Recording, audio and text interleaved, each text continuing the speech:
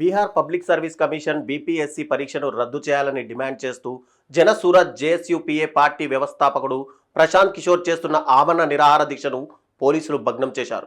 అనంతరం ఆయనను ఈరోజు తెల్లవారుజామున 4 గంటలకు పాట్నా పోలీసులు అదుపులోకి తీసుకున్నారు. అయితే పాట్నాలోని గాంధీ మైదాన్ నుంచి పీకేను బలవంతంగా అంబులెన్స్లో ఎక్కించి ఎయిమ్స్కు తీసుకెళ్లారు పోలీసులు. కాగా ఇక దీక్షా శిబిరం నుంచి ప్రశాంత్ కిషోర్ను నిరాహార దీక్ష స్థలం నుంచి తీసుకెళ్లేందుకు ఆయన నిరాకరించడంతో బలవంతంగా తరలిస్తుండగా అతని మద్దతుదారులు అడ్డుకునే ప్రయత్నం చేశారు.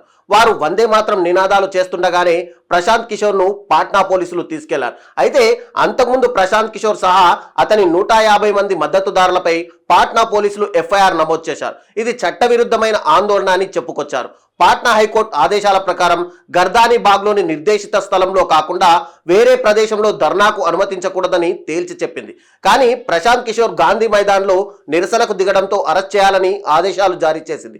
కాగా డిసెంబర్ 13న బీపీఎస్సీ నిర్వహించిన ప్రిలిమినరీ పోటీ పరీక్షను రద్దు చేయాలనే డిమాండ్ చేస్తూ అభ్యర్థులు గత 20 రోజులుగా ఆందోళన చేస్తున్నారు. వారికి మద్దతుగా జన్ సూరత్ చీఫ్ పీకే జనవరి 2వ తేదీ నుంచి ఆమరణ నిరాహార దీక్ష చేపట్టారు.